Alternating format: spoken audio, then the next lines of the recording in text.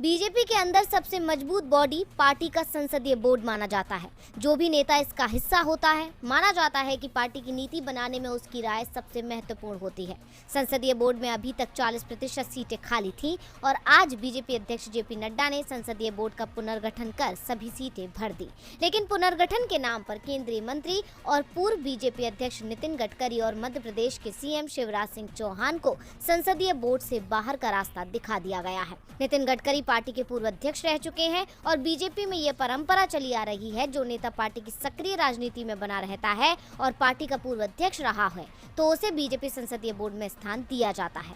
आमतौर पर उसी सूरत में पूर्व अध्यक्ष बीजेपी संसदीय बोर्ड का हिस्सा नहीं होते हैं। जब पार्टी को लगता है कि उस शख्स को अब सक्रिय राजनीति से रिटायर हो जाना चाहिए, ऐसे में ये भी माना जा रहा है कि बीजेपी हाईकमान ने नितिन गडकरी को संदेश दे दिया है कि अब उनके रिटायरमेंट का समय आ गया है। गडकरी को सिर्फ संसदीय बोर्ड से ही नहीं हटाया गया, बल्कि 15 सदस्यीय चुनाव समिति में भी उन्हें जगह नहीं मिली है। वैसे नितिन गडकरी की उम्र अभी सिर्फ 65 साल है। ऐसे में सवाल उठ रहे हैं कि क्या आरएसएस के बेहद करीब होना गडकरी की मुश्किल बन गया है, क्योंकि गडकरी नागपुर से बीजेपी सांसद हैं। आरएसएस का मुख्यालय भी नागपुर में ही है। बीजेपी के अंदर परेशानी सिर्फ गडकरी की ही नहीं बढ़ती दिख रही, बल्कि शिवराज सिंह चौहान भी मुश्किल में फंसते दिख रहे हैं। उम्र में शिवराज गडकरी से 2 साल छोटे हैं। बीजेपी के अंदर शिवराज का नाम सबसे ज्यादा समय तक सीएम रहने वाले नेताओं में सबसे ऊपर है। 2014 के लोकसभा चुनाव में बीजेपी के अंदर पीएम उम्मीदवार के रूप में नरेंद्र मोदी को सबसे कड़ी टक्कर शिवराज सिंह चौहान से ही मिली थी और अब उनका नाम भी पार्टी संसदीय बोर्ड और चुनाव समिति से हटा दिया गया है। ऐसे में ये सवाल भी उठने लगे हैं कि अगले साल के अंत में होने वाले एमपी विधानसभा चुनाव से पहले बीजेपी प्रदेश में नेतृत्व परिवर्तन भी कर सकती है। बीजेपी संसदीय बोर्ड में जिन नेताओं को शामिल किया गया है उनमें जगत प्रकाश नड्डा अध्यक्ष, नरेंद्र मोदी, राजनाथ सिंह, अमित शाह, बीएस येदियुरप्पा, सर्बानंद सोनोवाल, के लक्ष्मण, इकबाल सिंह लालपुरा, सुधा यादव, सत्यनारायण जटिया, बीएल संतोष सचिव हैं। जबकि चुनाव समिति में संसदीय बोर्ड में शामिल नामों के अलावा भूपेंद्र यादव, देवेंद्र फडणवीस, ओम माथुर, बंथी श्रीनिवास को जगह दी गई है। नीतीश कुमार एनडीए से अलग क्या हुए, बीजेपी के हाथ से बिहार की सत्ता निकल गई और पार्टी विपक्ष की लाइन में खड़ी हो गई। बीजेपी इस समय ये तय करने में जुटी है कि बिहार में वो विपक्ष का नेता किसे बनाए। जेडीयू ने बीजेपी को जो झटका दिया, उससे पार्टी अभी संभल भी नहीं पाई थी कि अब हरियाणा में उसे बड़ा झटका मिलता दिख रहा है। हरियाणा में बीजेपी को सहयोगी पार्टी जननायक जनता पार्टी ने गठबंधन तोड़ने के संकेत दिए हैं। जेजेपी के प्रदेश अध्यक्ष निशांत सिंह ने ऐलान कर दिया है कि 2024 के विधानसभा चुनाव में दुष्यंत चौटाला पार्टी की ओर से सीएम उम्मीदवार होंगे। निशांत सिंह ने साफ साफ संकेत दे दिए हैं कि जेजेपी विधानसभा चुनाव अपने दम पर लड़ेगी। निशांत सिंह के बयान से साफ संकेत मिल रहे हैं कि अब जेजेपी भी एनडीए से निकलने की रणनीति पर विचार कर रही है।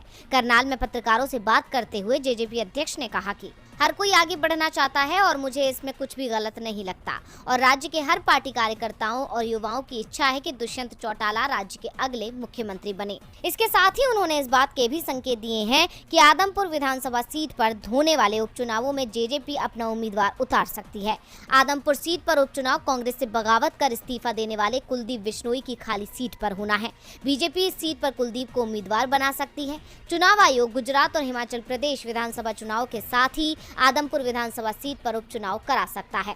ऐसे में सवाल उठ रहे हैं कि क्या हरियाणा में विधानसभा उपचुनाव के दौरान ही बीजेपी और जेजेपी का गठबंधन टूट जाएगा या फिर चुनावों के बाद।